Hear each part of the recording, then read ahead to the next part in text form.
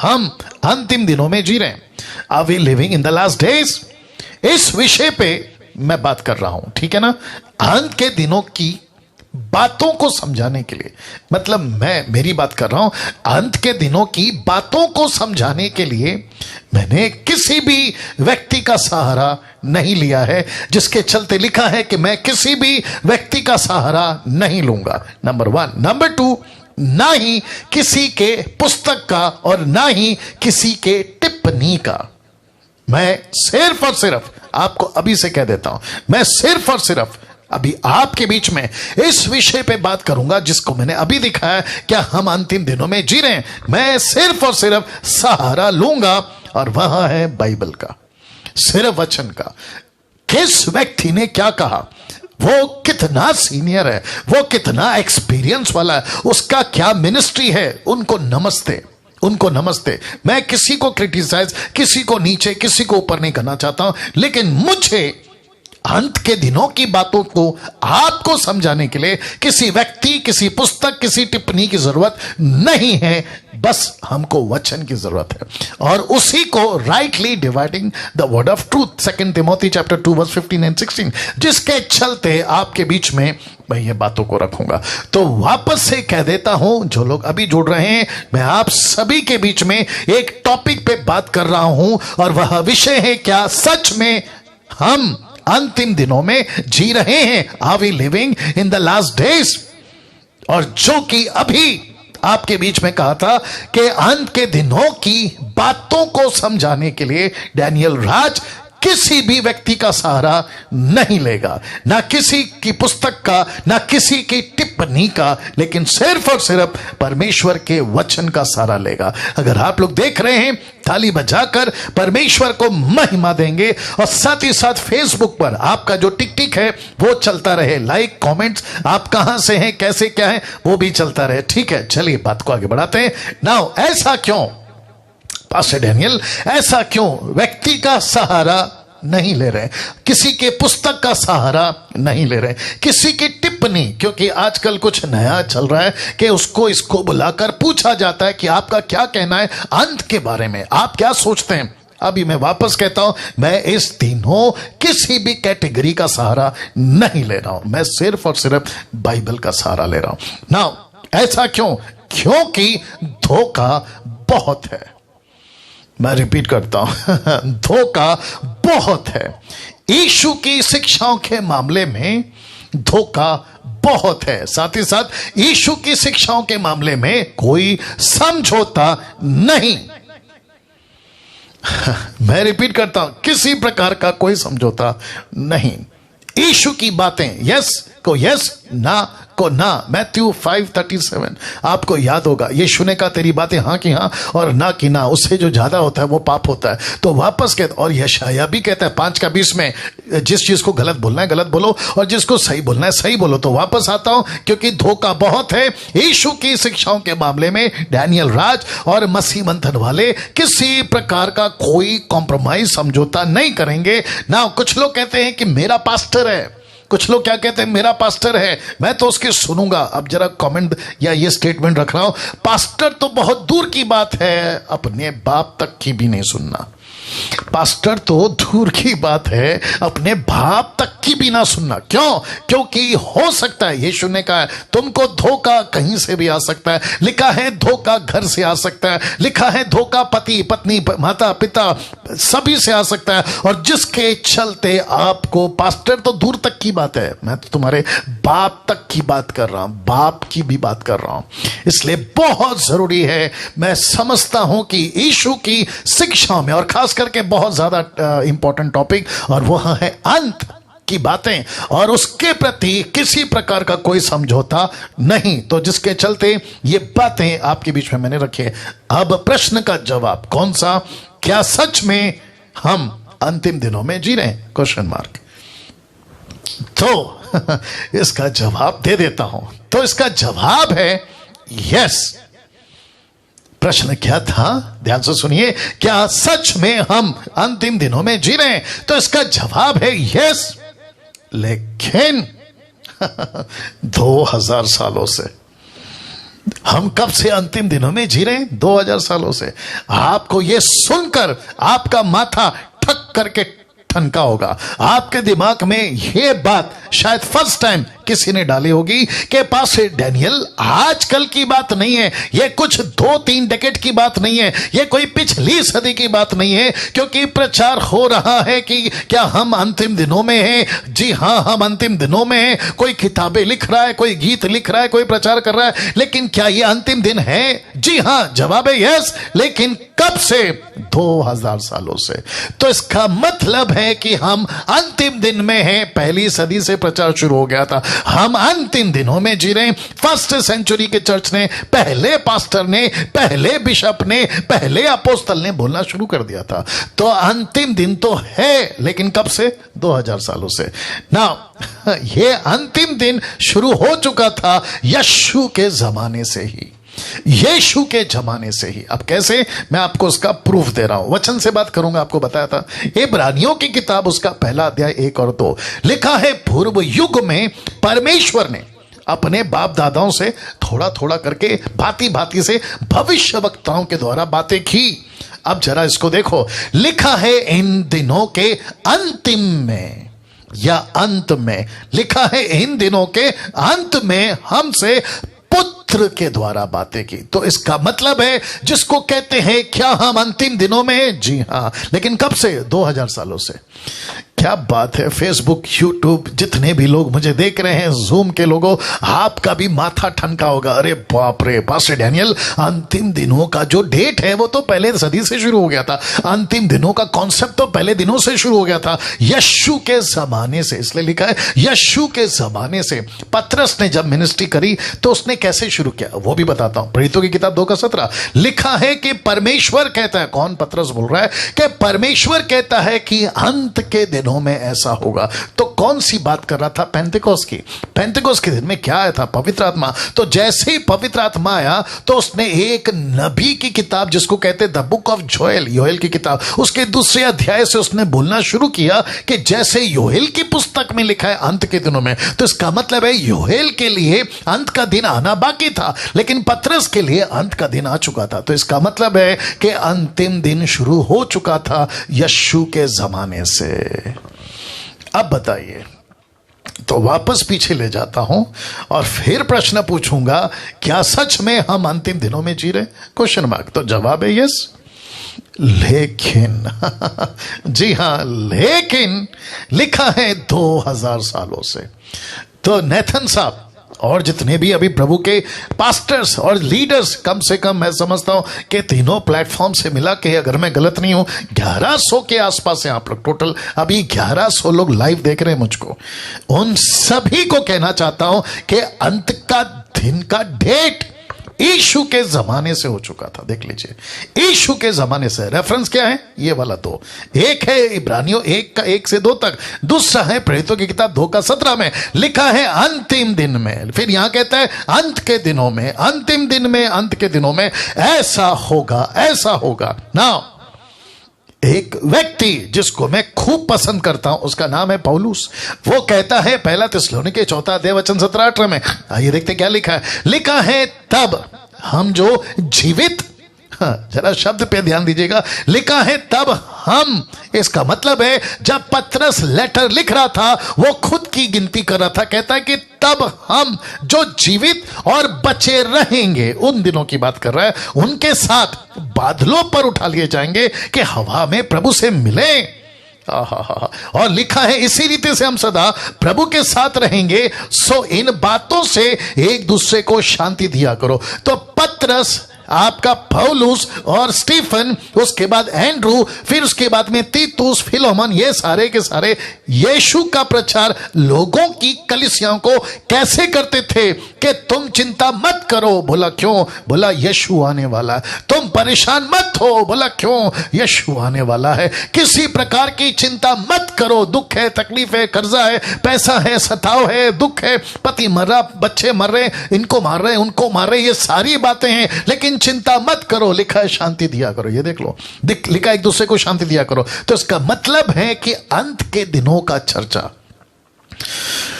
My goodness, अंत के दिनों का चर्चा यहीं से शुरू हो गया था। और एक देता हूं, पतरस साहब का भी देता हूं। ये है पतरस साहब, जो कि आपको कनेक्ट करने के लिए दूसरा पत्र, तीसरा अध्याय, वचन 10 से 11, 10, 11, 12, मतलब 10 से 12। आइए देखते क्या लिखा है। लिखा है, परंतु प्रभु का दिन चोर की नाई आ जाएगा।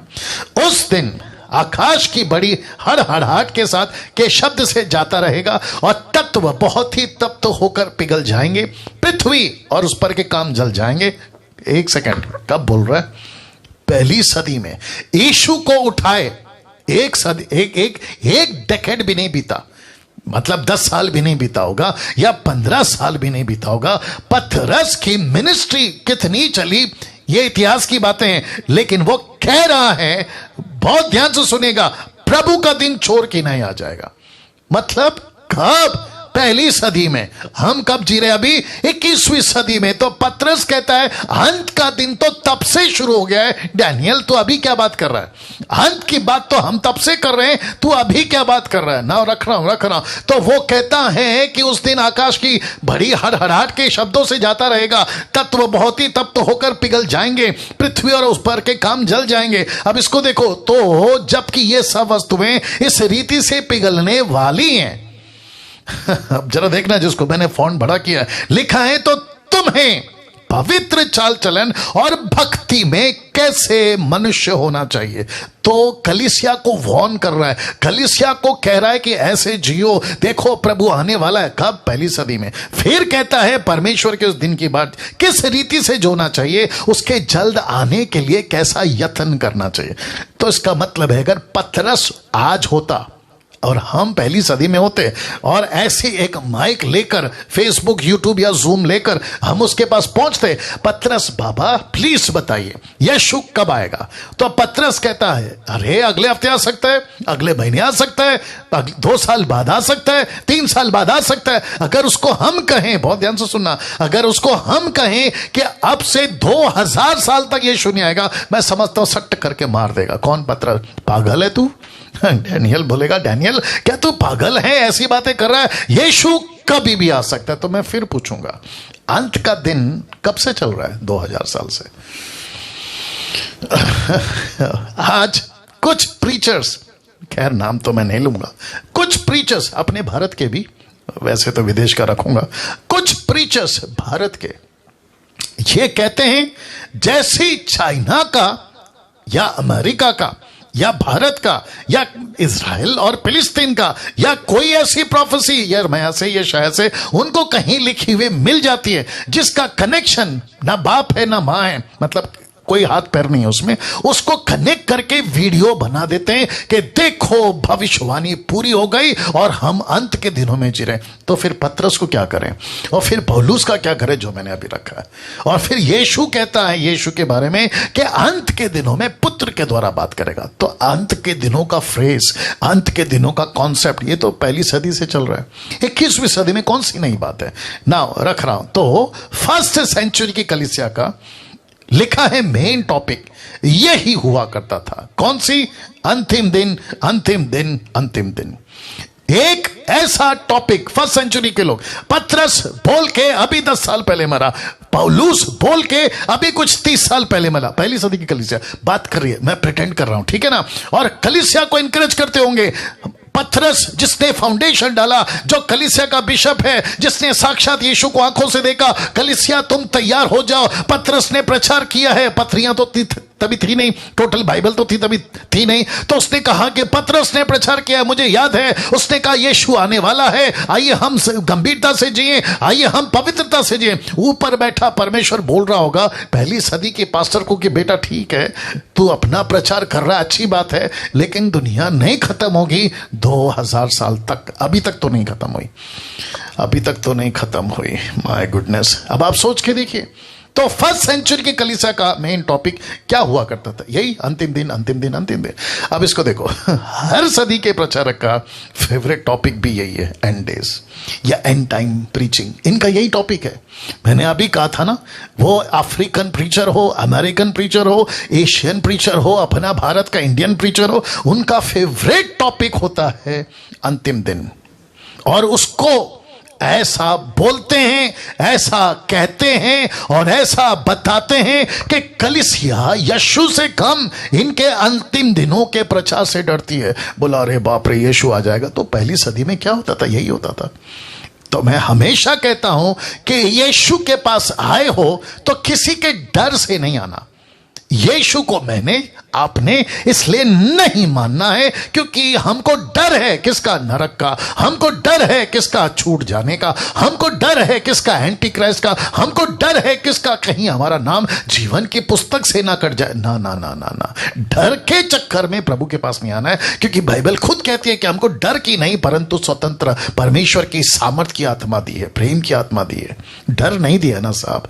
हमको यीशु में डरा डरा कर मसीह के पीछे चलाने वालों की आज इतनी तादाद है कि डरो डरो डरो।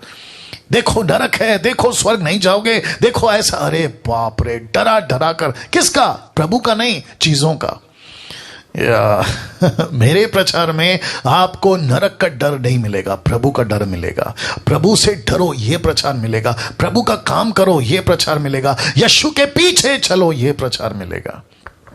तो फर्स्ट सेंचुरी की कलीसिया का मेन टॉपिक होता था अंतिम दिन, अंतिम दिन, अंतिम दिन। हर सदी, याद रखो, एवरी सेंचुरी। उसके बाद दूसरी सदी यही टॉपिक, तीसरी सदी यही टॉपिक, 10वीं सदी यही टॉपिक, आज 21वीं सदी यही टॉपिक लिखा है। लेकिन दुख की बात यह है कि हर सदी में प्रचारक और भविष्यवक्ता लोग, बहुत ध्यान से देखना, लिखा है फेल फेल फेल होते रहे। जबरदस्त इनकी प्रीचिंग फेल हुई है। मैं रिपीट करता हूं, जबरदस्त इनकी प्रीचिंग फेल हुई है। ऐसे ऐसे नमूने, ऐसे ऐसे कैरेक्टर्स, ऐसे ऐसे विचित्र प्राणी आपके बीच में रखूंगा भी। आइए रखते देखते कौन कौन है। अब ऐसे लोग जिनकी भविष्यवाणियां फेल होती रही हैं हर युग में, एरो देख लीजिए वहां पे। नाउ सबसे पहला जिसको कहते हैं 110 एडी में, 110 एडी में, जिसका नाम है एग्नियस।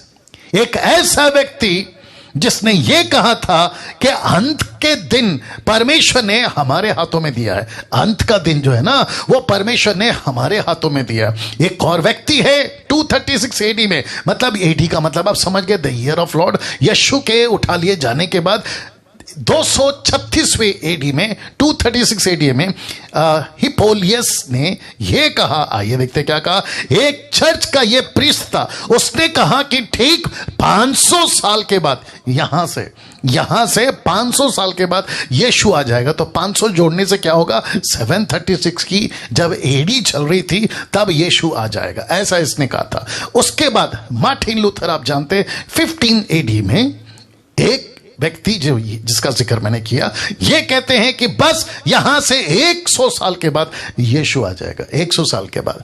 अब इसकी टोटल डिटेल आपको कहां से मिलेगी? विकिपीडिया, गूगल, वहां से निकाल लीजिएगा।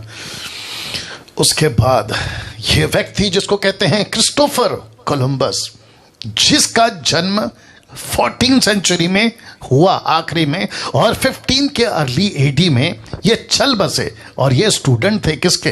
लिखा है student of the Bible prophecy. Bible prophecy के ये स्टूडेंट्स थे। तो ऐसी भविष्यवाणी इनके द्वारा भी आई, पुस्तकें भी आई। इसने कहा था कि देख लीजिएगा 1656 में, यानी कि 1656 एडी में दुनिया खत्म हो जाएगी। इस व्यक्ति ने कहा था कि दुनिया खत्म हो जाएगी। और जिसके चलते ऐसी बहुत सारी प्रोफेसी में से एक और रख रहा हूं, जिसका नाम है जोसेफ स्मिथ। 1835 एडी में इस महाशय ने क्या कहा? ये फाउंडर थे मॉर्मोनाइज के, एक ऐसी क्या कहते हैं कल्ट टीचिंग है, मॉर्मोनाइज्म एक कल्ट टीचिंग है, उसके ये फाउंडर थे। क्या कहा देखो, इसने कहा था अगले 56 वर्षों में ही यीशु आ जाएगा। दैट मीन्स इसमें 56 ऐड करिए तो हो जाते हैं 1891 एडी में।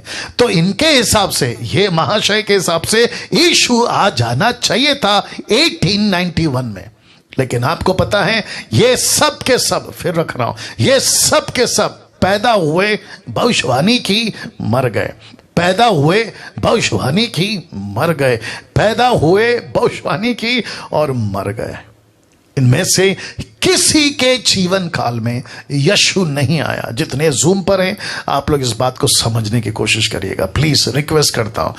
ऐसा एक भी प्रोफेसी जिसमें से मैंने, अच्छा ये भी बताता चलूं कि जब मैं इनको खंगाल रहा था ना, जब इनकी स्टडी कर रहा था, आपको ताज्जुब होगा कि इनकी भरमार हजारों में, कितनी हजारों में।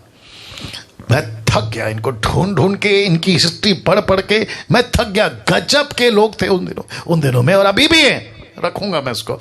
और आपको याद होगा 2000 का कैलेंडर या 2000 का डेट कैलेंडर पे आने पर ही था पूरी दुनिया, अमेरिका, जापानीज, अफ्रीकन, भारत एक ऐसी चीज से जूझ रहा था या चर्चा कर रहा था जिसको कहते हैं Y2K। आपको पता होगा कि जितने भी कंप्यूटर के चिप हैं वो अचानक से पिघल जाएंगे। अब कंप्यूटर जो है ना 2001 का डेट नहीं दिखाएगा, मतलब 2000 का बाद का डेट नहीं दिखाएगा। ऐसा करते कितनी बातें, कितनी प्रोफेसी और न जाने क्या क्या चर्चाएं की थी, और जिसके चलते आप सभी जानते हैं कि 2000 चला गया, 2001 चला गया, अभी तो चल रहा है 2021।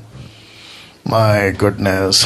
अब आप सोचो, इसको 21 साल बीत गए, इसको लेकर अब जरा आपके बीच में रखता हूं कि भारत में भी ऐसे लोगों की कमी नहीं है। भारत में भी ऐसे लोगों की कमी नहीं है। अब आप लोग को डरना नहीं है, खास करके उन प्रचारकों, क्योंकि आपको डर लग रहा होगा कि डैनियल भाई हमारा फोटो और हमारी डिटेल डालेंगे। नहीं डाल रहा हूं, नहीं डाल रहा हूं नहीं डाल रहा हूं। मेरी इच्छा थी डालने की, क्योंकि कुछ नमूने, मैं रिपीट करता हूं, गुस्सा बहुत है, कुछ नमूने अपने भारत में और खास करके अपने ही क्षेत्र से भी ऐसे ऐसे कैरेक्टर्स हैं जो कहते हैं कि यीशु मसीह बस अभी अगले साल आ जाएगा, यीशु मसीह बस अभी सितंबर 23 को आ जाएगा। गजब है, 2 साल पहले तो एक आदमी है वो कहता है कि सितंबर को यीशु मसीह आने वाला है। Can you believe that? उसको थोड़ा ऐसा आगे कर लो। या तो भारत में भी ऐसे लोगों की कमी नहीं है, और कई एक तो खुद मर गए, इसमें से कई लोग मर गए और कुछ भी अभी तक नहीं हुआ, कुछ अभी मरने पर है। एक तो मर गए और कुछ अभी मरने पर है, जिन्होंने ऐसी प्रोफेसी की है। अभी कुछ प्रोफेसियां की है, वो नहीं रहे, और कुछ अभी मरने पर है। आधी क्या बोलते ना, कब्र पे लटकी एक पैर। वाह! जिस चीज के लिए मना किया है या जिसको प्रभु ने कहा नहीं करना, उसी को करते साहब ये लोग। और परमेश्वर बैठा ऊपर कहता चेला कब बनाओगे? मैं रखूंगा उसको आज, चेला कब बनाओगे? नहीं, उसको और थोड़ा ऐसा करो, चेला कब बनाओगे, प्रभु के राज्य में कब लाओगे? ये सारी बातें नहीं करते हैं ये लोग, ये उस पर फोकस नहीं करते हैं। दिक्कत यही है ना। तो वापस कहता हूं कि अपने भारत में भी ऐसे लोग हैं, कई एक तो मर गए और कुछ अभी मरने पर हैं ना। अंत के दिनों की बहुत सी भविष्यवाणियां फेल होती आ रही हैं, और जिसके चलते नीचे मैंने लिखा है, अब आपको होशियार रहने की जरूरत है, आपको होशियार रहने की जरूरत है। जानते हो व्यवस्था विवरण उसका 18 का 21 क्या कहता है?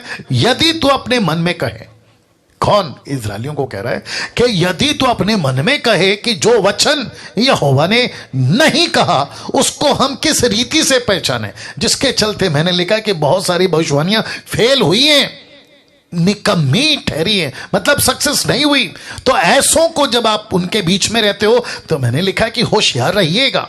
कैसे पहचाने पास्टर डैनियल, इनको कैसे पहचाने? तो वचन 22 कहता है, तो पहचान यहां है। कौन कह रहा है? प्रभु कह रहा है कि पहचान यहां है कि जब कोई नबी, तब का, अब का, कब का, यदि कोई नबी ये यहोवा के नाम से कुछ कहे, तब यदि वह वचन ना घटे, मतलब पूरा ना हो, लिख लीजिए, पूरा ना हो, तो वो वचन यहोवा का कहा हुआ नहीं है, परंतु उस नबी ने वह बात अभिमानी करके कही है। अभिमानी का मतलब है घमंड हो गया, घमंड का मतलब है शैतान है अंदर, जिसके चलते उसने कही है, तो उससे भय नहीं खाना। वो चाहे कल आ गया यीशु, परसों आएगा यीशु, अब देखो अगले हफ्ते आएगा, ऐसों से तुझे डरना नहीं है। वचन 20 मैंने जानबूझ के उसको नीचे रखा है, मतलब 21 के पहले वाला यहां रखा है। लिखता है, परंतु जो नबी अभिमानी करके मेरे नाम से कोई ऐसा वचन कहे जिसकी आज्ञा मैंने नहीं दी उसे, या उसको नहीं कहा, वह पराये देवताओं के नाम से कुछ कहे, बहुत ध्यान से देखना, वह नबी मार डाला जाए। अरे रे रे रे रे रे, उस नबी का कत्ल कर देना। कौन कह रहा है? परमेश्वर। किसको कह रहा है? मूसा को। अब इसको देख लीजिए, ये फोटो देख लीजिए आप लोग, ये फोटो देख लीजिए दोस्तों। अब आप सभी जानते हैं कि ये फोटो कौन सा है, ये क्या है, आप सभी जानते हैं, ठीक है ना। उस तरफ है ट्रंप साहब, जो कि एक्स प्रेसिडेंट थे अमेरिका के।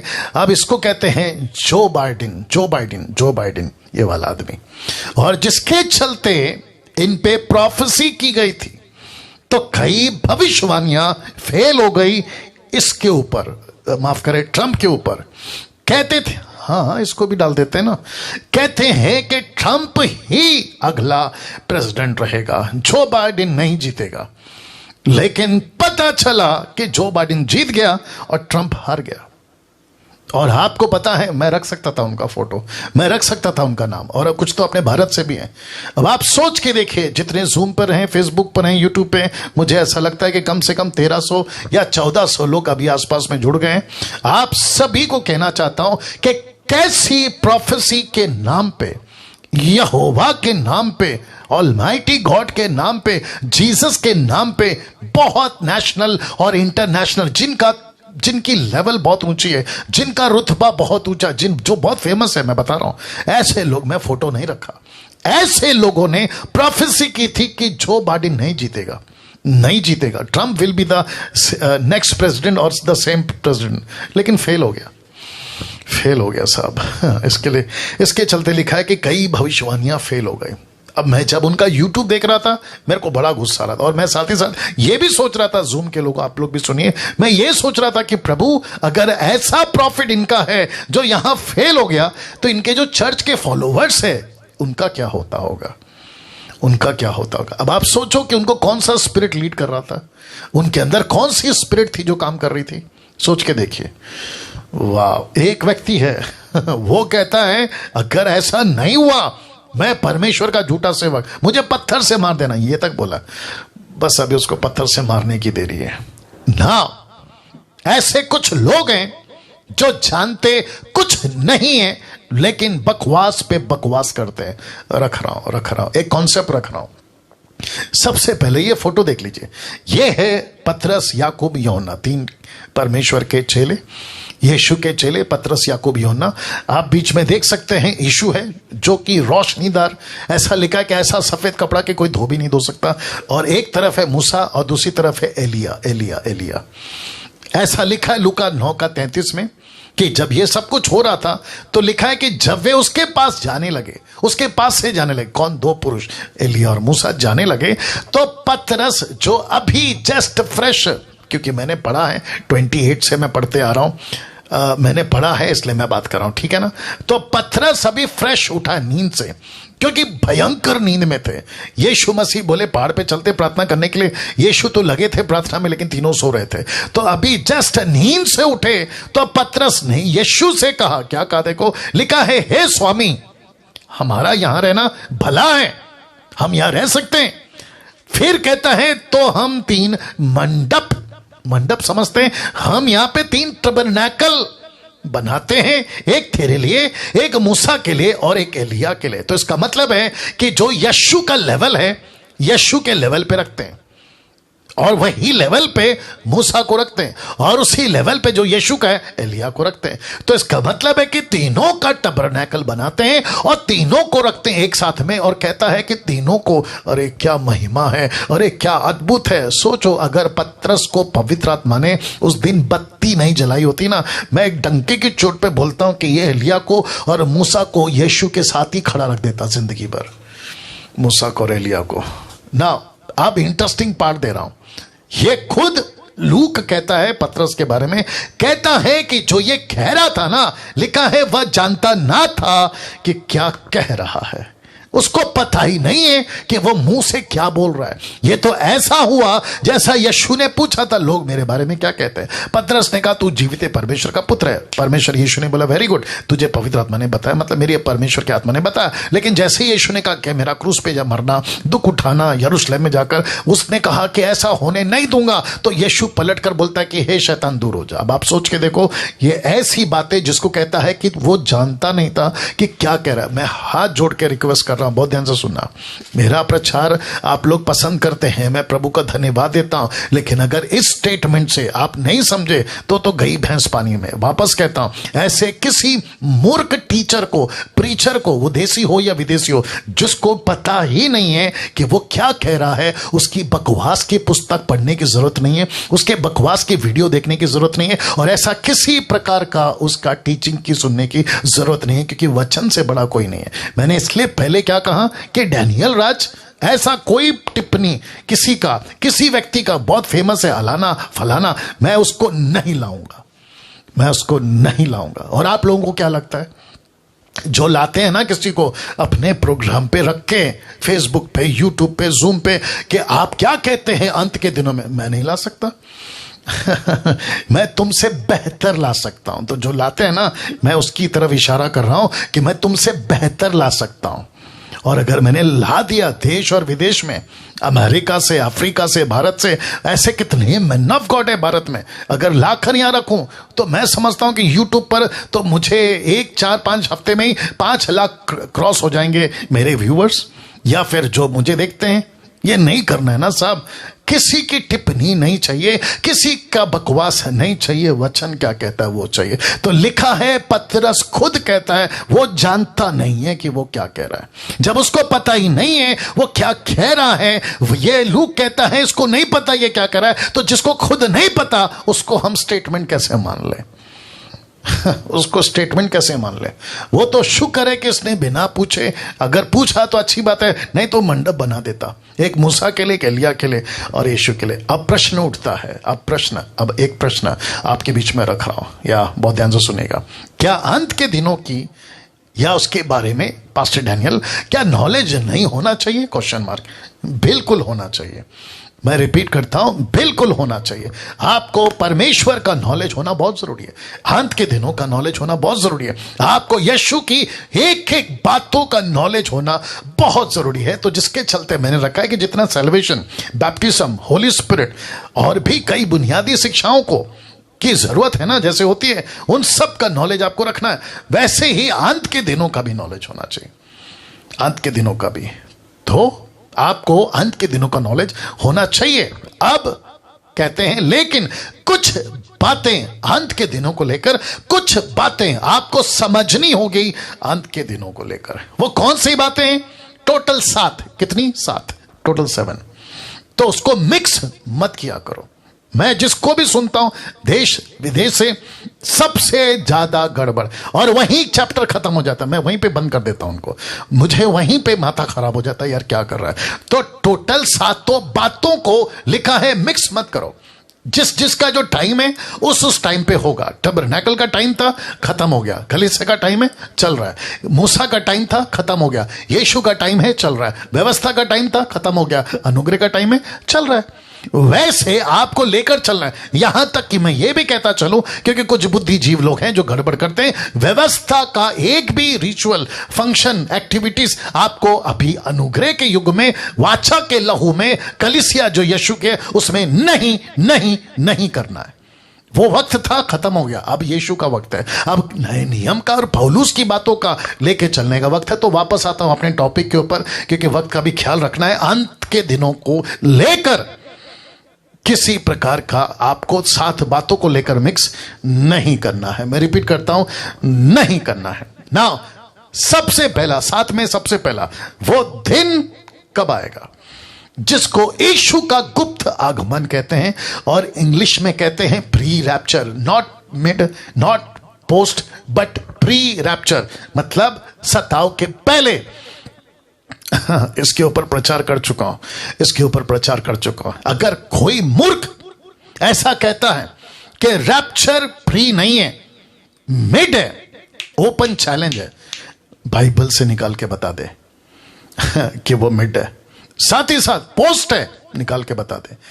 आप जितने भी वचन को निकालोगे, जितने भी वचन को पढ़ोगे, आपको वचन का झलक, कहते हैं ना समझदार को इशारा काफी है, आपको प्री रैप्चर ही मिलेगा, आपको मिड और पोस्ट नहीं मिलेगा। तो वापस आता हूं, सबसे पहले वो दिन कब आएगा? कुछ लोग जानना चाहते कब आएगा, जिसको यीशु का गुप्त आगमन कहते हैं। और याद रखो, ये इजरायलियों के लिए नहीं होगा, अन्य जातियों के लिए, माफ करें, पूरे जगत को दिखाई देने वाला नहीं होगा। ये सिर्फ और सिर्फ, जिसको मैं आखिरी में रखूंगा, आखिरी में, ये सिर्फ ऐसी दुल्हन, ऐसी एक्लेसिया, ऐसी कलीसिया जो यीशु के पीछे चलती है, 3 कारणों से मैं उसको भी रखूंगा, उसको लेने कब आएगा।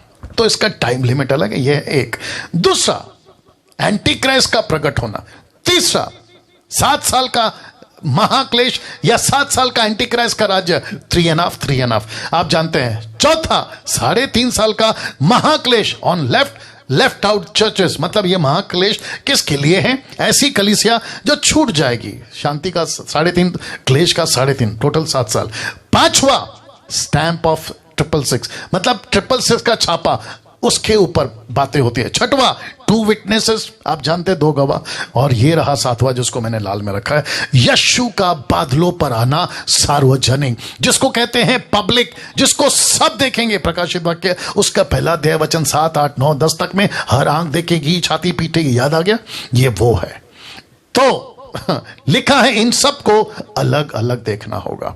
प्री रैप्चर अलग देखना होगा, एंटी क्राइस्ट का प्रकट होना अलग देखना होगा, 7 साल का एंटी क्राइस्ट का राज्य अलग देखना होगा, महाक्लेश का राज्य जो छूट गया, कलीसिया छूट गई, उसके ऊपर जो बीतेगा उसको अलग देखना होगा, स्टैंप ऑफ 666 उसको अलग देखना होगा, 2 विटनेसेस उसको अलग देखना होगा, यीशु का बादलों पर आना अलग देखना होगा।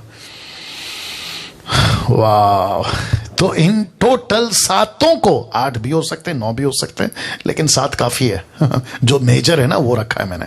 तो प्री रैप्चर, एंटी क्राइस्ट, 7 साल का एंटी क्राइस्ट राज, 3.5 साल का महाक्लेश, ग्रेट ट्रिब्यूलेशन जिसको इंग्लिश में कहते हैं, स्टैंप ऑफ 666, 2 विटनेसेस, और यीशु का बादलों पर सार्वजनिक आना। लास्ट का रख सकता था 8वां, एरमैगडोन बैटल, 9वां रख सकता था, लूसीफर का डाला जाना, ये भी रख सकता था, पर मैं समझता हूं कि ये यहां तक ठीक है। यीशु का बादलों पर आना, टोटल 7। इसको मिक्स नहीं करना, नंबर 1 वापस रख रहा हूं, इसको मिक्स नहीं करना। देख लो किधर गया। इसको मिक्स नहीं करना, सबका अपना अपना टाइम है, एक के बाद एक होगा, एक साथ नहीं होगा। तो प्रचारकों को यह समझना होगा कि जब प्री रैप्चर यहां चला गया है, कलीसिया यहां पे नहीं है, तो उसको यहां की टीचिंग क्यों दे रहे हो? यहां की टीचिंग क्यों दे रहे हो? यहां की टीचिंग क्यों दे रहे हो? यहां की टीचिंग क्यों दे रहे हो? यहां की टीचिंग क्यों दे रहे हो? नहीं है ना साहब। और साथ ही साथ जितने अभी जूम पे, फेसबुक और यूट्यूब पे आप लोग जो मुझे अभी सुन रहे हैं, मैं हमेशा कहता हूं, मेरा एक भी स्टेटमेंट विदाउट स्टडी नहीं होता है। मैं इंटरप्रेट जो किए गए उसको स्टडी करता हूं, लैंग्वेज को स्टडी करता हूं, हिस्ट्री को स्टडी करता हूं, क्रिटिक्स को स्टडी करता हूं, कमेंट्रीज को स्टडी करता हूं, उसके बाद आपके बीच में आता हूं। और इसलिए डंके की चोट पे बोलता हूं कि जिसको 18 पता है 17 मत सिखाया करो, 19 सिखाओ, बैठ के सीखूंगा। वाह! तो वापस कहता हूं कि इसको मिक्स मत करो, इसको अलग अलग रखो। और ये सब अलग अलग घटनाएं हैं। यीशु पहले आया, सही बात है।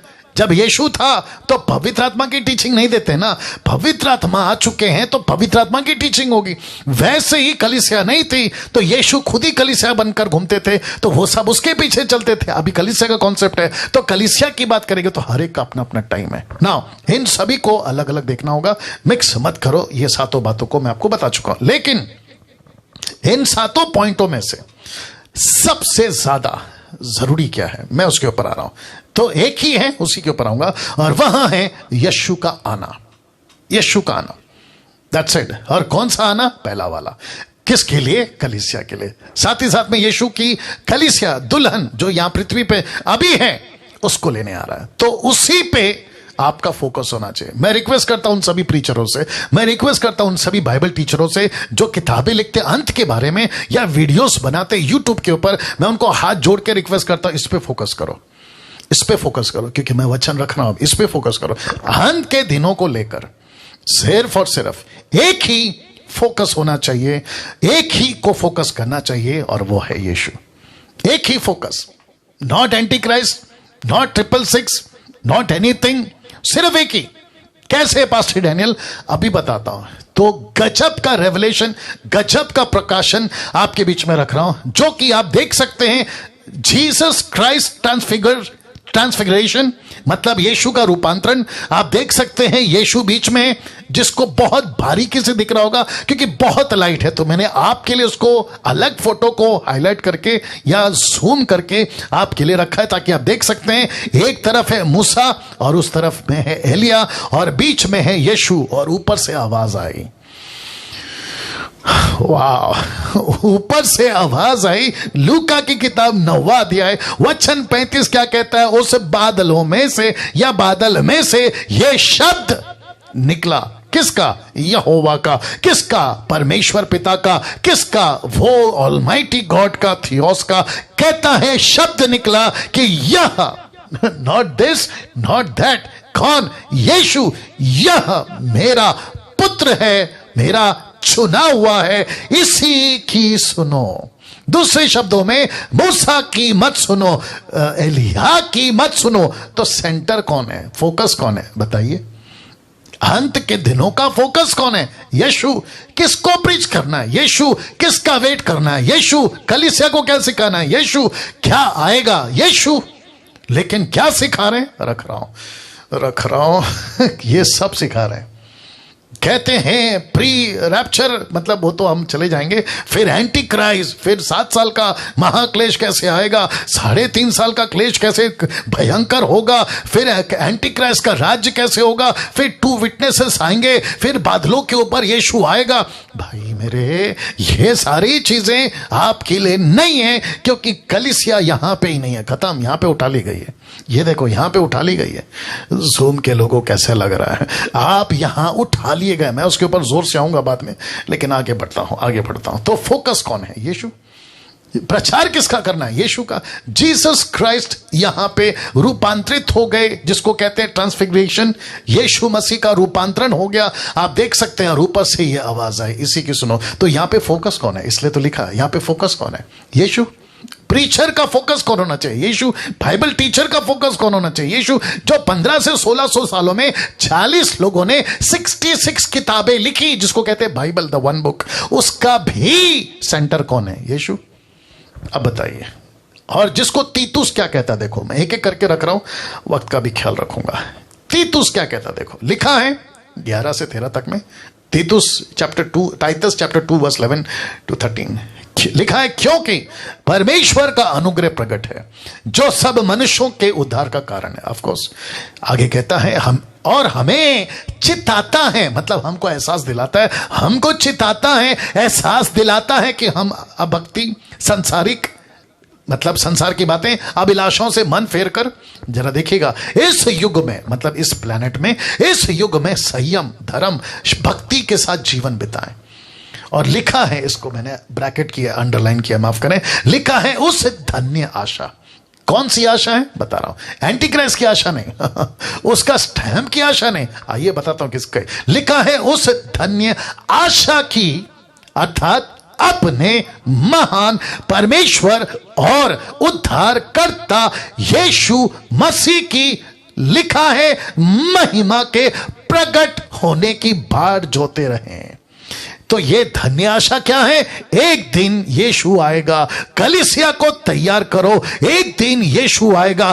टीचिंग किसकी देनी है? यीशु की। किसको सिखाना है? यीशु को। किसको सेंटर करना है? यीशु को। किसको फोकस करना है? यीशु को। तीतुस का 14 क्या कहता? 2 का 14, जिसने अपने आप को हमारे लिए दे दिया। किसने? यीशु ने, कि हमें हर प्रकार के अधर्म से छुड़ा ले, शुद्ध करके अपने लिए एक ऐसी जाति बना ले जो भले कामों के लिए सरगर्म हो। अब इसको देखो, तीतुस 15 2 का 15, पूरे अधिकार के साथ ये बातें कहे। कौन सा अधिकार? ये जो मैं भी बता रहा हूं। लिखा है पूरे अधिकार के साथ ये बातें कहे और समझा, सिखाता रहा, कोई तुझे तुच्छ ना जानने पाए। इसका मतलब है, अगर तू नहीं सिखाएगा तो तू तुच्छ है जिसको कहते हैं सबसे नीचे आ गया तू। अगर तू सिखा रहा है तो तू धन्य है। तो जिसके चलते मैं आपको अभी बताता चलो, आपका टिक टिक, आपका थंब, आपका वो सब चलता रहे, आपका कमेंट चलता रहे, ठीक है ना। फेसबुक, यूट्यूब पे भी रखा है मैंने चैट करने वाला सिलसिला। सुनिए मुझको क्या सिखाना है? देखो लिखा है ना, पूरे अधिकार के साथ ये बातें का समझा, सिखाता रहा कोई तुझे तुच्छ ना जाने। नहीं सिखाएगा तो तुच्छ है, सिखाएगा तो धन्य है। क्या सिखाना है कलीसिया, क्या सिखाना है? जितने भी अंत के दिनों की बातें करते हैं, आप लोगों को क्या सिखाना है? आपको यीशु को सिखाना है। यीशु पे फोकस करो, एंटी क्राइस्ट पे नहीं। यीशु पे फोकस करो, 666 पे नहीं। यीशु पे फोकस करो, नरक पे नहीं। यीशु पे फोकस करो, इजरायलियों के लिए जो यीशु आएगा उसके लिए नहीं। वो आएगा तो आएगा, हम भी तो साथ में रहेंगे ना। क्या बात है। इधर हमको ए नहीं समझ आ रही है, कहते आओ जेड सीखते हैं। हमको मत ही नहीं समझ में आ रही है, कहते आओ प्रकाशित वाक्य सीखते हैं। पहला जिसको सिखाना है उसको सिखाओ। कितनी बार बोलता हूं, फिलिपियो 3:20 देखो क्या लिखा है, पर हमारा स्वदेशी स्वर्ग पर है। क्या लिखा है? पर हमारा स्वदेशी स्वर्ग पर है और हम बड़ा मजा आएगा, लिखा है और हम एक उद्धारकर्ता प्रभु यीशु मसीह के वहां से आने की बाट जो रहे हैं। कहां से? वहां से। कहां से? स्वर्ग से। तो हम सबका एक स्वदेशी स्वर्ग में है, एक ऐसा व्यक्ति स्वर्ग में, हम उसकी वहां से आने का इंतजार कर रहे हैं, एंटी क्राइस्ट का इंतजार नहीं। वाह। कुछ लोग कहते हैं मेरा पास्टर ने क्या टीचिंग दिया। बोला किसका? एंटी क्राइस्ट का, डब्बे में डाल। फिर कहते हैं 666 का। बीच में अभी किसी ने मेरे को वीडियो भेजा था कि जूते में एंटी क्राइस्ट का स्टैंप है, जूते में एंटी क्राइस्ट का कुछ कनेक्शन डाल के डाला था। क्या करना है भाई तेरे को? वो जूते में, नाइकी में, जूते का जो नाइकी कंपनी है उसमें एंटी क्राइस्ट का कुछ आता है, और जो पीछे क्या बोलते हैं उसको, बारकोड, वो जो आता है ना बारकोड, उसमें भी एंटी क्राइस्ट है। कंप्यूटर का जो स्पेलिंग है ना उसको भी कैलकुलेट करेंगे तो 666 निकलता है। ये दुनिया भर का दिमाग उस पर डालते हैं बजाय इसकी जो वहां से आने वाला है। पास्टर डैनियल नॉलेज के लिए ठीक है ना, तो रखो ना नॉलेज के लिए। मैंने कब मना किया? मैं तो आपको पहले ही बता चुका हूं, नॉलेज के लिए ठीक है, लेकिन पूरा माथा उसी में घुसा रहे हो, आपकी पूरी टीचिंग उसी में घुसा रहे हो, आपके पूरे चर्च को उसी में घुसा रहे हो, और तुम खुद भी उसमें घुसे हुए मूर्खों, तुम खुद भी उसमें घुसे हुए हो। और क्या नहीं सिखा रहे हो? गुस्सा क्यों है डैनियल भाई को, राज को गुस्सा क्यों है? क्योंकि यशु मजा आएगा। एक भाई से कल बात हो रही थी, शायद वो अभी जूम पे देख रहे होंगे, पंजाब से हैं वो कह रहे थे, कल बात करते करते कह रहे थे कि पास्टर डैनियल क्रिश्चियंस बहुत हो रहे हैं लेकिन यीशु के चेले जिसको कहते हैं ना ट्रू क्रिश्चियन, वो नहीं है। तो आज तादाद किसकी है? क्रिश्चियनों की बहुत भरमार है। रिलीजियस हम क्या बन रहे हैं? हिंदू, मुस्लिम, सिख, ईसाई, हम वो बन रहे हैं। बोला कौन है? क्रिश्चियन हो। कैसे? देखो गले में क्रॉस है। बोला कौन है? क्रिश्चियन हो। बोला कैसे? बोला चर्च जाता हूं संडे संडे। बोला कौन है? बोला क्रिश्चियन है। बोला कैसे? बोला नाम है माइकल फर्नांडिस डिसूजा रोजी सोजी, अब क्या दुनिया भर का क्रिश्चियन नाम है। वाह। अब आप मुझे बताओ, तो हम किसकी तरफ बढ़ रहे हैं? क्रिश्चियनिटी की तरफ बढ़ रहे हैं। यीशु क्या चाहता है? योग्य संतान। यीशु क्या चाहता है? अपनी कलीसिया। यीशु क्या चाहता है? अपनी दुल्हन। यीशु क्या चाहता है? अनिल, सुनील, राकेश, मुकेश, सलमान, सलीम, ऐसे लोग। यीशु ने कभी नहीं का धर्म बदलो, यीशु ने कभी नहीं का कपड़े बदलो, यीशु ने कभी नहीं का सरनेम रखो आपका, इसका उसका, ना ना ना ना ना। आप जिस जाति धर्म का सरनेम, कपड़ा, आपका खाना, आप जैसे हैं, बस क्या बदलना चाहिए? सच्चा परमेश्वर को पहचान कर रास्ता बदलना है, रास्ता। That's it. तो लिखा है वहां से आने की बाट जो रहे हैं। अब इसको देखो, पहला कुरिन्थियों 1 का 7, 1 कुरिन्थियों 1:7 कहता है यहां तक कि किसी वरदान में तुम्हें घटी नहीं हुई और तुम हमारे प्रभु यीशु मसीह के प्रकट होने की बाट जोते हो। अब इसको देखो, पहला थिस्सलुनीके 1:10 में लिखा, उसके पुत्र के स्वर्ग पर से आने की बाट जोते रहो जिसे उसने मरे हुओं में से जिलाया, अर्थात यीशु को जो हमें आने वाले प्रकोप से बचाता है। अब इसको देखो, यूहन्ना 1:21 में कहता है अपने आप को परमेश्वर के प्रेम में बनाए रखो, अनंत जीवन के लिए हमारे प्रभु यीशु मसीह की दया की आशा देखते रहो। ये फर्स्ट यूहन्ना, पहला यूहन्ना, नॉट यूहन्ना, पहला यूहन्ना, 1 जॉन 1:21, ठीक है ना।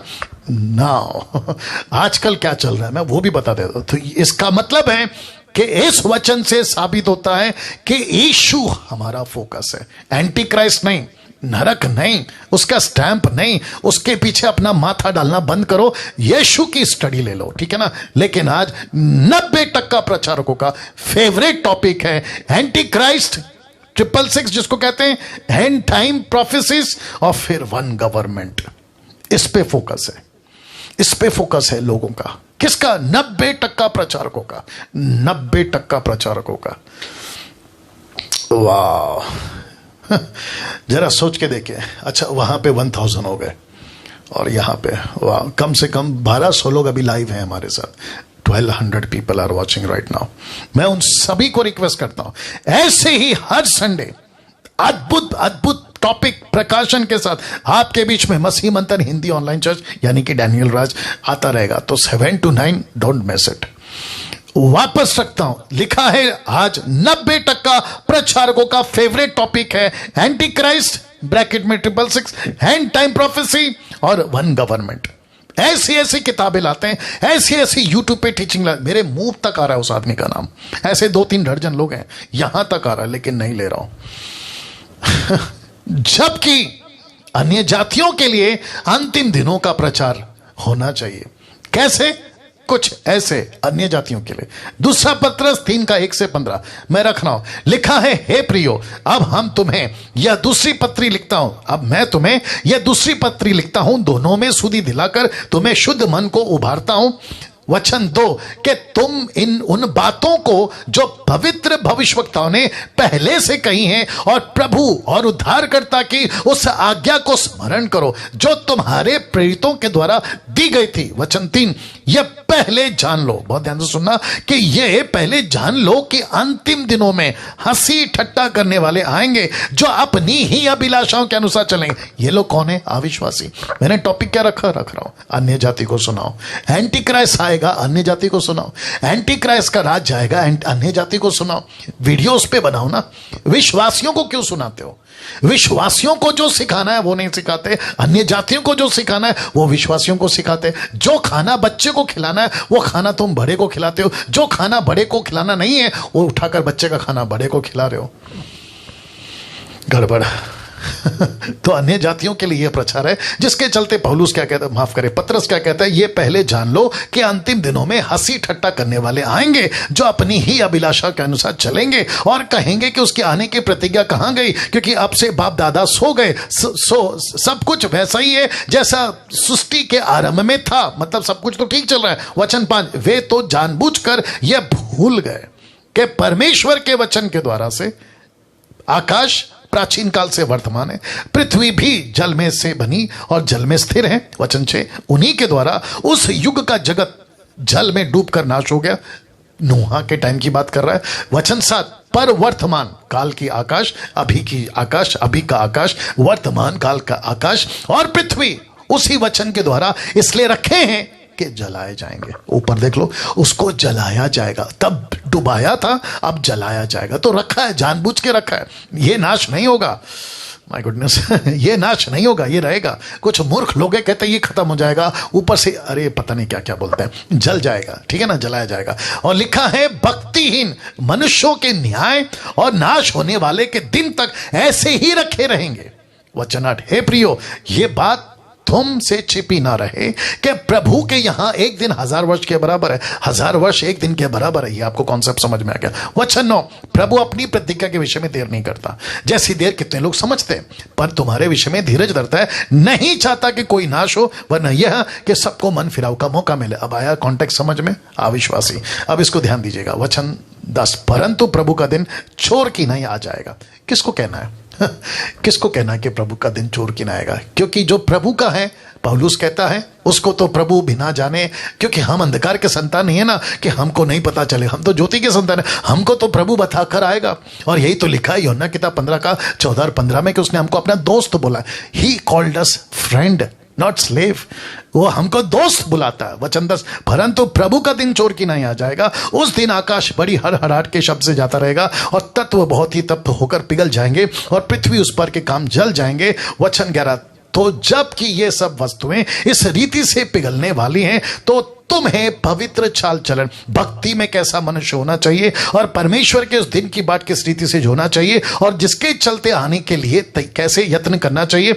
जरा देखिएगा, जिसके कारण आकाश आग से पिघल जाएंगी, आकाश के गण बहुत ही तप्त होकर गल जाएंगे। वचन 13, पर उसकी प्रतिज्ञा के अनुसार हम पर हम एक नए आकाश, एक नई पृथ्वी, 21वां अध्याय प्रकाशित वाक्य याद आ गया, नए आकाश नई पृथ्वी के आस देखते हैं जिनमें धार्मिकता वास करेगी। सी कलीसिया की बात हो रही है। वचन 14, इसलिए हे प्रियो, जबकि तुम इन बातों की आस देखते हो, सो यत्न करो कि तुम शांति से उसके सामने निष्कलंक और निर्दोष ठहरे रहो। वचन 15, और हमारे प्रभु के धीरज को उदार समझो, जैसे हमारे प्रिय भाई पौलुस ने भी ज्ञान के अनुसार जो उसे मिला है तुम्हें लिखा।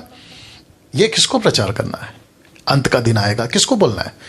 जो यीशु का है उसको बोलोगे, जो यीशु को जानता है उसको बोलोगे, या उसको बोलना है जो नहीं जानता उसको करो ना ये प्रचार। अप्रिशिएट करता हूं, आप उनको सुनाओ, अप्रिशिएट करता हूं। नरक का प्रचार उनको करो, अप्रिशिएट करता हूं। एक स्वर्ग है उनको प्रचार करो, अप्रिशिएट करता हूं। ऐसा दिन आने वाला है रे बाबा, पड़ोसियों, रिश्तेदारों, बच्चों, ऐसा प्रचार करो। अभी अगर कोई देख रहा है फेसबुक और यूट्यूब पे, तो उनको भी कहना चाहता हूं कि सर ऐसे भयंकर दिन आने वाले, पृथ्वी फट जाएगी, आकाश गिर जाएगा, ये सब कुछ जलाया जाएगा। लिखा है ना ऊपर, सब कुछ जलाया जाएगा।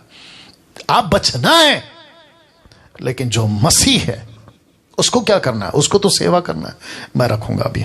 अब एक इंपॉर्टेंट बात जानना चाहते हो, रख रहा हूं। लिखा है कोई रोक रहा है अंत के दिनों को। यीशु के जमाने से इसको कोई रोक रहा है, इसको भी जानना आपको बहुत जरूरी है। तो वो क्या चीज है जो अंत के दिन को रोक रहा है? आप जितने प्रीचर हैं, ध्यान से सुना, इसको खूब शेयर करना, इसको खूब दूसरों को व्हाट्सएप पे डाल देना, और ऐसों को जानबूझ के डालो जो ऐसी बकवास की वीडियो बनाते हैं कि देखो अंत आ गया, अंत आ गया, अंत आ गया। ऐसों को ज्यादा भेजना, ठीक है ना? जो किसी को लाके भी बोलते ना कि सर आप बोलो, आपका क्या ओपिनियन है, आप अंत के बारे में क्या कहते हैं, उनको भी भेजना।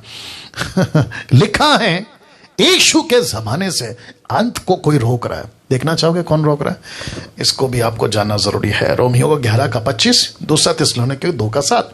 आइए देखते क्या लिखा है। तो सबसे पहले पढ़ते हैं 11:25। लिखा है हे भाइयों, कौन बोल रहा है? पौलुस बोल रहा है। कहता है कि हे भाइयों, कहीं ऐसा ना हो कि तुम अपने आप को बुद्धिमान समझ लो। जरा ध्यान दीजिएगा, इसलिए मैं नहीं चाहता कि तुम इस भेद से अनजान रहो। कौन सा भेद है? रख रहा हूं कि जब तक अन्य जातियां पूरी रीति से प्रवेश ना कर ले, तब तक इज़राइल का एक भाग, एक पोर्शन, एक भाग ऐसा ही कठोर रहेगा। तो इसका मतलब है कि जब तक इज़राइल टोटल चेंज ना हो, तब तक वो कठोर रहेगी। ऊपर से यह सिलसिला चल रहा है कि अन्य जाति का एक एक व्यक्ति का उद्धार होना चाहिए, और जिसके चलते अभी अभी अभी अभी अभी क्या पढ़वाया था मैंने? परमेश्वर धीरज रखता है। लिखा है कि नहीं लिखा है? परमेश्वर कहता है मैं धीरज रखा हूं ताकि सबको मन फिराव का मौका मिले, मौका मिले। वचन 9, ये वाला देखो, मौका मिले। अब इसका मतलब है, यह वचन क्या कहता है फिर? कहता है कि जब तक अन्य जाति पूरी रीति से प्रवेश ना करे। कहां? परमेश्वर के राज्य में। इस्राएलियों को लगता था कि यह हमारे बाप की जागीर है। कौन? यीशु मसीह। हम जब चाहे आ सकते हैं, जब चाहे जा सकते हैं, हम जैसा चाहें, क्योंकि हम पूर्वजों से आ रहा ना, अब्राहम, इसहाक, याकूब। अरे बाप रे! तो यीशु कहता है कि भाई मौका तो तुमको ही था, इन्विटेशन कार्ड तो तुमको ही छाप के दिया था, पार्टी में तुमको ही तो बुलाए थे, लेकिन तुमने तो कहा कि मेरा, कोई कहता है मेरा घर का काम चल रहा है, कोई कहता है मेरी बेटी की शादी है, कोई कहता है मेरा फसल काटना है। तुमने तो 10 बहाने बनाए। लेकिन फिर मैंने क्या किया? मैंने सड़क में से लोगों को उठाना शुरू किया। ऐसे लोगों को उठाना शुरू किया जिसको कहते हैं जंगली झाड़ियां। मैंने उसको साफ किया, मैंने उसकी चिकनाहट डाली, पवित्र आत्मा। फिर मैंने उसको तुम्हारे ही डाली के साथ में, पेड़ के साथ में, यानी यीशु कहता है मेरे साथ में, मैंने उसको फिट किया। याद आ गया होगा आपको। वाह! तो इसका मतलब है कि जब तक अन्य जाति पूरी तरह से नहीं आएगी, अंत का दिन कैसे आएगा मेरे दोस्त? अंत का दिन कैसे आएगा? तो कोई रोक रहा है। और एक सबूत देता हूं, दूसरा थिस्सलुनीके 2:6 और 7 में। इसको ऐसे लोग ज्यादा सुनना या बात को समझने की कोशिश करना। मैं किसी के खिलाफ नहीं हूं। मैं इतना गुस्से में क्यों रहता हूं कभी कभी, और मेरे को गुस्सा क्यों आता है? मुझे क्या बोलते हो रद्दी भर भी फर्क नहीं है, मुझे क्या कहते हो रद्दी भर भी फर्क नहीं, लेकिन परमेश्वर का काम को मत बिगाड़ो। क्योंकि आपके पहले जो पीढ़ी थी ना, वो बेचारी खून बहाकर अपनी जिंदगी देकर ये कलीसिया को खड़ा किया और वो पहुंची है अभी मेरे और आपके हाथ में। लेकिन तुम जैसे लोगों ने गड़बड़ करना शुरू कर दिया, जिसके चलते मसीह मंथन आज खड़ा है, मैं खड़ा हूं और ऐसी बातें करने के लिए मजबूर हुआ हूं। तो जरा ध्यान दीजिएगा, बहुत ध्यान से सुनिएगा, इसको खास करके ध्यान दीजिएगा। लिखा है अब तुम उस वस्तु को जानते हो, ब्रैकेट में सुसमाचार, कॉन्टेक्स्ट की बात कर रहा हूं। लिखा है जो उसे रोक रही है, किसको? एंटी क्राइस्ट को। फिर कहता है कि वह अपने ही समय में प्रकट हो, क्योंकि अधर्म का भेद अब भी कार्य करता है। अधर्म का भेद, अधर्म का भेद अब भी कार्य करता है। कौन कह रहा है? पौलुस कह रहा है। मतलब सुसमाचार में रुकावट आ रही है, मसीह की कलीसिया में काम रुकावट आ रही है। अधर्म का भेद, ये अधर्म का भेद कौन है? अगर धर्म का भेद यीशु है तो अधर्म का भेद कौन है? एंटी क्राइस्ट, लूसीफर, उसकी सेना। कहता है वो अभी भी काम कर रही है। और पहला यूहन्ना 2:18 में क्या कहता है? जॉन क्या कहता है कि अभी भी एंटी क्राइस्ट जगत में ऐसे कितने हैं, लेकिन फाइनल वाला, ये फाइनल वाला अभी तक नहीं आया और अभी आएगा भी नहीं, टाइम है उसके लिए। फिर कहता है देखिएगा अपने ही समय में प्रकट होगा। ऐसा क्यों लिखा है अपने समय में? उसे कोई रोक रहा है कि वह अपने ही समय में प्रकट हो। ऐसा क्यों? मैं रखूंगा उसको अभी। पर अभी एक रोकने वाला है, HP, होली स्पिरिट, पवित्र आत्मा, उसको एक रोकने वाला है। वस्तु सुसमाचार वाला पवित्र आत्मा रोक रहा है। और लिखा है कि जब तक वह दूर ना हो जाए वह रोके रहेगा, वह पवित्र आत्मा रोक के रखेगा। Anti Christ, come on get ready. आप लोग क्या कर रहे हो पता है? एंटी क्राइस्ट का स्थापना हो चुका है, ये तक बोल दिया। एंटी क्राइस्ट जगत में आ चुका है, ये तक बोला। कौन सा? फाइनल वाला, ये तक बोल दिया। एंटी क्राइस्ट कभी भी शो अप हो सकता है, ये तक बोल दिया। और ये सिलसिला कब से चल रहा है? शुरू से। फर्स्ट सेंचुरी के लोगों ने, आप लोग जो अभी बकवास कर रहे हो ना एंटी क्राइस्ट को लेकर, ये फर्स्ट सेंचुरी के लोगों ने पहले से बोल दिया है। ये तब से बोलते आ रहे हैं। आ गया क्या? नहीं। आ गया क्या? नहीं। हद होती है यार। तो इस वचन के अनुसार वापस कहता हूं, मैं ग्रेट कमीशन का टीचर हूं, महान आज्ञा का टीचर हूं। मतलब ग्रेट कमीशन सिखाता हूं, मत्ती 28:18, यीशु का महान आज्ञा सिखाता हूं। और उसकी स्टडी करके बैठा ये आदमी, किस कंट्री में, किस क्षेत्र में, इवन भारत में कितने गांव हैं, कितने अनरीच ग्रुप हैं, UPG जिसको कहते हैं अनरीच पीपल ग्रुप, वो कितने हैं, उसकी स्टडी करके बैठा हूं। इंडोनेशिया, जहां पे मैं जाके आ चुका हूं, जो कि इस्लाम का नंबर 1 कंट्री है, इस्लाम पॉपुलेशन वहीं पे है, इंडोनेशिया। अब बताइए क्या वहां काम है? वहां चर्चेस हैं, मिडिल ईस्ट में, अरब कंट्री में चर्चेस हैं, चाइना में। कितना रुकावट है, कमाल करते हो यार। अपने भारत में हद हो गई। तो ये सारी चीजें ऊपर बैठा परमेश्वर रोक के रखा है, रोक के रखा है, रोक के रखा है। और इसको कब से रोका है? पहली सदी से। पहली सदी बीत गई, दूसरी बीत गई, तीसरी बीत गई, 10वीं बीत गई, 15वीं बीत गई, 20वीं बीत गई, अभी चल रही है 21वीं। हद होती है यार। जरा सोचो क्या बोल रहे हो तुम लोग। अंत के दिनों को लेकर चिंता करने की जरूरत नहीं है, सीधी बात। अंत के दिनों को लेकर चिंता करने की जरूरत नहीं है। अगर अंत आता है आने दो, एंटी क्राइस्ट आता है आने दो, ऊपर से कुछ चीजें गिरती है गिरने दो, लेकिन हमको किसी प्रकार की चिंता करने की जरूरत नहीं है। एरो देख लीजिए, वचन रख रहा हूं। लिखा है दूसरा थिस्सलुनीके 2:1-2 में, लिखा है हे भाइयों, हम अपने प्रभु यीशु मसीह के आने, उसको ठीक करो, अपने प्रभु यीशु मसीह के आने, और लिखा है उसके पास अपने इकट्ठे होने के विषय में तुमसे विनती करते हैं। बहुत ध्यान से सुनना, एक लिखता है आने और दूसरा लिखा है कि उसके पास इकट्ठे होने के लिए। आ रही है ना बात समझ में? वो आएगा, हमको लेगा और अपने पास, माफ करना, इकट्ठा करेगा। लिखा है अपने पास आने, उसके पास इकट्ठा करने के विषय में तुमसे विनती करता हूं। क्या?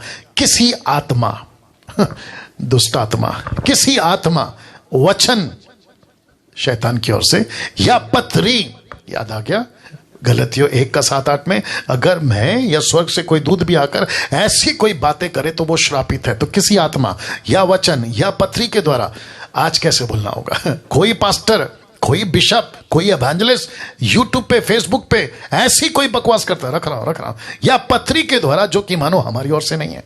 सीधी बात है, डैनियल सबको बता कि ये पतरस की, पीटर की, जीसस की, पौलुस की मिनिस्ट्री की बातें नहीं है, ये तो किसी आत्मा, वचन या पत्री की बातें।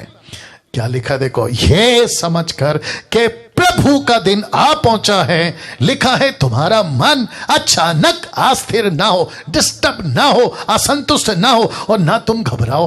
ये देखो, ना तुम अस्थिर हो, ना तुम घबराओ। अब इसको देखो, किसी रीति से किसी के धोखे में ना आना। वाह, देखो इसको क्या हो गया। अब मुझे बताइए, जूम के लोगों, जितने जूम पर हैं, फेसबुक और यूट्यूब वालों, प्लीज मुझे बताइए, मुझे प्लीज मेहरबानी करके बताइए, क्या हम धोखे में आ चुके हैं? यस। क्या ऐसे किसी पत्री के धोखे में आ चुके हैं? यस। क्या ऐसे किसी आत्मा का शिकार हो चुके हैं? यस। क्या ऐसे किसी वचन को सुनकर हम फंस चुके हैं? यस, यस, फंस चुके हैं आप लोग। और मुझे तक को कॉल करते हैं, पास्टर डैनियल, अभी मोदी साहब ने कोरोना वायरस का वैक्सीन का अनाउंसमेंट किया है, तो ऐसे कुछ मूर्ख और बुद्धिजीव लोग हैं, कहते हैं कि वैक्सीन नहीं लेना। बोला क्यों? उसमें एंटी क्राइस्ट का चिप डाला जाएगा।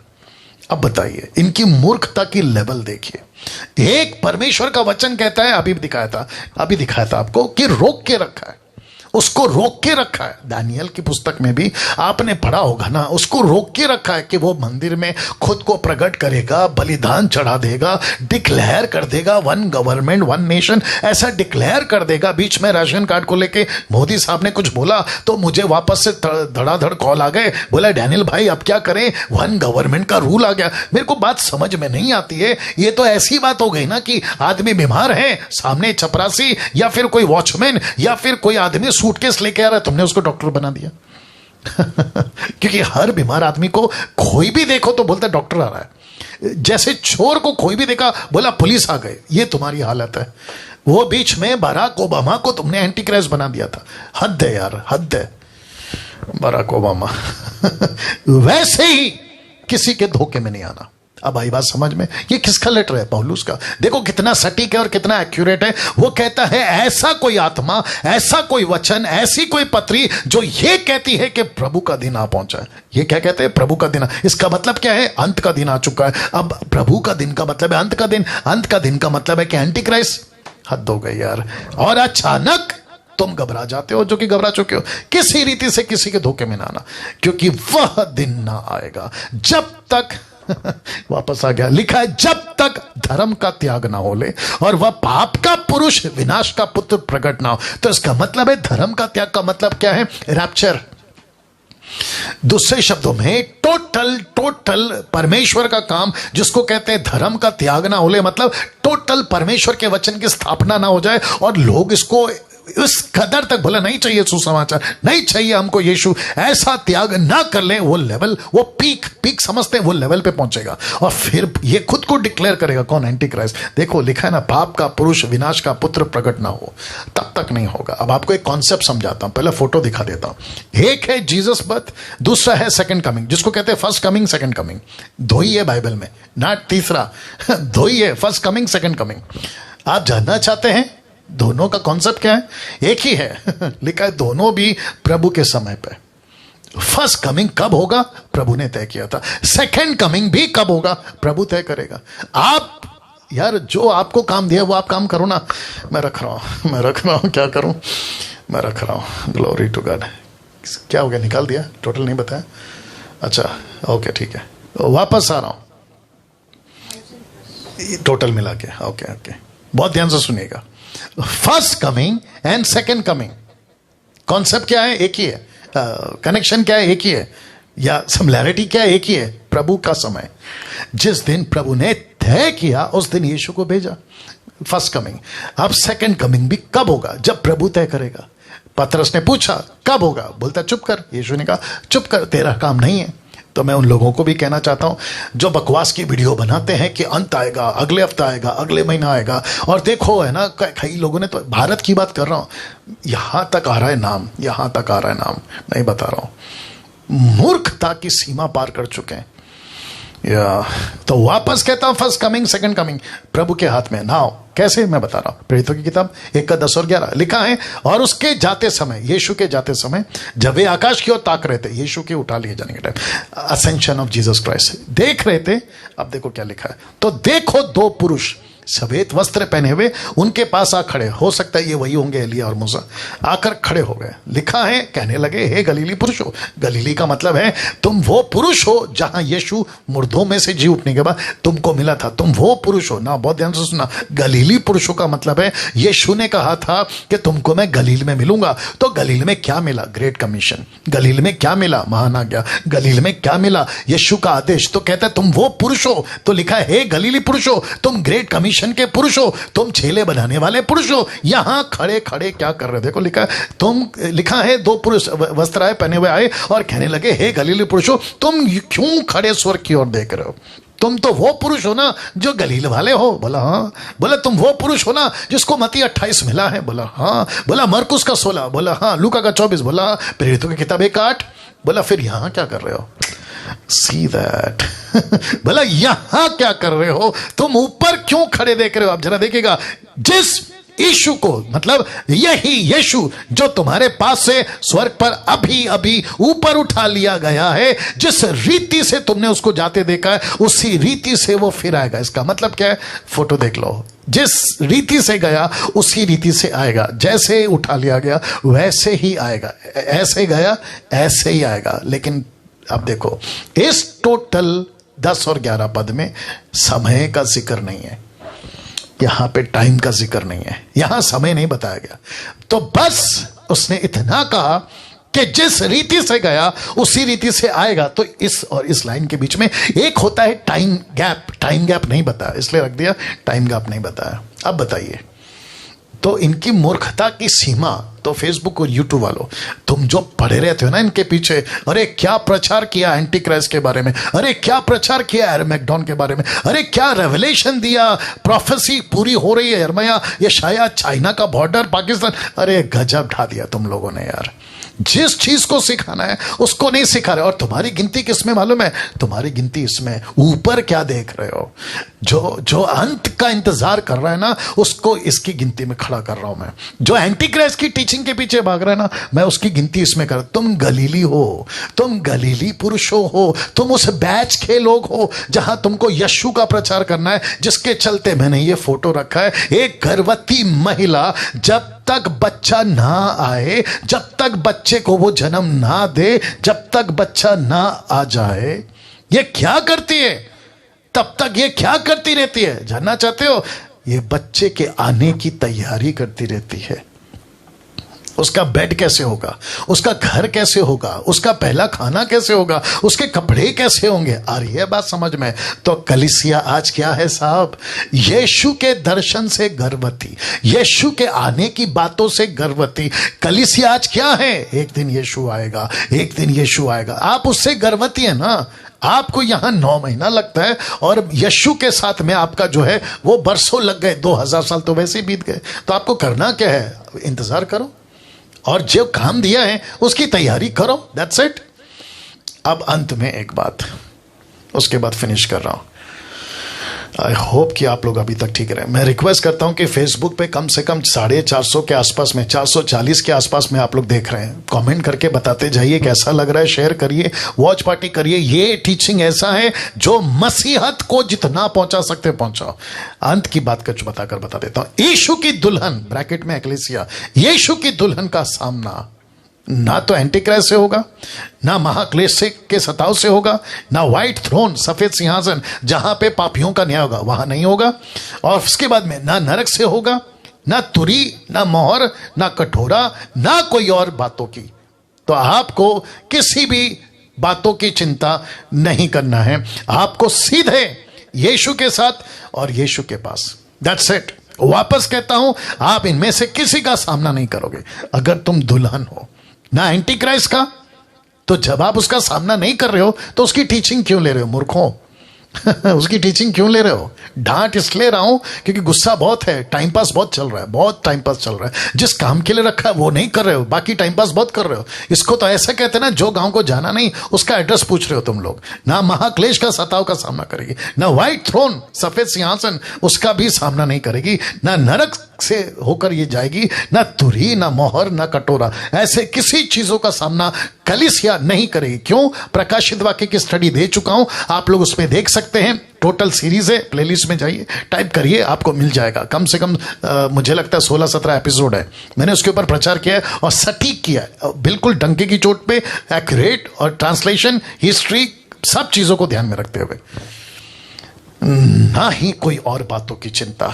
लिखा है सीधे यीशु के साथ और यीशु के पास। अब प्रश्न उठता है, कैसे जाने कि आप ही यीशु की वो दुल्हन है? कैसे जाने? मैं फिनिश कर रहा हूं। 3 बातों का ध्यान रखना होगा। लिखा है 3 बातों का हमेशा ध्यान रखें। बहुत ध्यान से सुनना, मुझे पता है कि थोड़ा टाइम लग रहा है, लेकिन सुन लीजिए। लिखा है 3 बातों का ध्यान रखें। क्या? पहला, क्या आप प्रतिदिन अपना क्रूस उठा रहे हैं? दूसरा, क्या आप सकरे रास्ते पे हैं? तीसरा, क्या आप उसकी इच्छा पूरी कर रहे हैं? ये टोटल 3 बातें, ये टोटल 3 बातें। अगर आपने इसका ध्यान रखा ना, खेल खत्म। मैं इसके ऊपर कभी अलग से प्रचार करूंगा, एक एक पॉइंट के ऊपर। क्रूस उठाना प्रतिदिन, सकरे रास्ते पे चलना प्रतिदिन, और इच्छा परमेश्वर की पूरी करना प्रतिदिन। क्या प्रतिदिन आप अपना क्रूस उठा रहे हैं? क्या प्रतिदिन आप सकरे रास्ते पे पाए जाते हैं? क्या प्रतिदिन आप परमेश्वर की इच्छा पूरी कर रहे हैं? सकरा रास्ता का, माफ करें, क्रूस उठाने का मतलब क्या पता है? दुख उठाना। क्रूस उठाने का मतलब क्या पता है? यीशु के लिए त्याग का जीवन जीना। पैसा हो नहीं हो, पैसा, घर हो नहीं हो, रोटी हो नहीं हो, कपड़ा हो नहीं हो, कोई भी चीजें, सकरे रास्ते का मतलब समझते हैं? आपको इस संसार के अंदर बहुत सारे सकरे रास्ते से जाना है। आपको एक एक चीजों का चुनाव आपको सकरे रास्ते से ही करना है। चौड़ा बहुत है वो, जहां भयंकर क्रिश्चियन मिलेंगे। मैं वापस कहता हूं, भयंकर क्रिश्चियंस मिलेंगे चौड़े रास्ते पे, लेकिन सकरे में बहुत कम मिलेंगे। और इच्छा पूरी करना। प्रभु तेरा काम बता, क्या करना है? किसको वचन सुनाना है? चेला बनाना, बपतिस्मा देना, चर्च प्लांट करना, पुरुष हो या स्त्री, दोनों को परमेश्वर की इच्छा पूरी करनी है। और इन बातों के साथ में आज का मैसेज मैं समाप्त कर रहा हूं। आइए प्रार्थना करते हैं। सृष्टिकर्ता पिता, यीशु के नाम से आपके महान उपस्थिति जो आपने दे रखी है प्रभु, इन सबको लेकर आ रहा हूं और कहता हूं कि पिता, एक भी वचन, एक भी प्रकाशन, एक भी बातें यहां वहां ना जाए, आकाश के पक्षी ना छुगे, बल्कि परमेश्वर तेरा वचन 100 गुना फल लाने वाले बने। एक एक व्यक्ति जो 1200 के आसपास अभी बैठ के सुन रहे हैं प्रभु, एक एक के हृदय को परमेश्वर पेनिट्रेट कर दे, उनके हृदय को हिला दे कि परमेश्वर उनको बाट नहीं जोनी है एंटी क्राइस्ट की, उनको बाट नहीं जोनी है किसी भविष्यवाणी की पूरी होने की, उनको बाट जोनी है यीशु की, यीशु के आने की। और वो तब तक क्या करना है? उनको तब तक काम करना है, तेरा वचन को प्रचार करना है, चेला बनाना है, कलीसियाओं की स्थापना करना है। ये सारा काम करने के लिए आप उनको तैयार करिए। आदर, महिमा, सम्मान सब कुछ आपको देते हुए ये प्रार्थना यीशु के नाम से मांगते हैं, आमीन। इस 3 पॉइंट के साथ आप सभी को मैं यहां से विदाई देता हूं। अगले हफ्ते फिर मुलाकात होगी, संडे के दिन 7 से 9 बजे तक जरूर आइएगा। Thank you, God bless you all. वाह।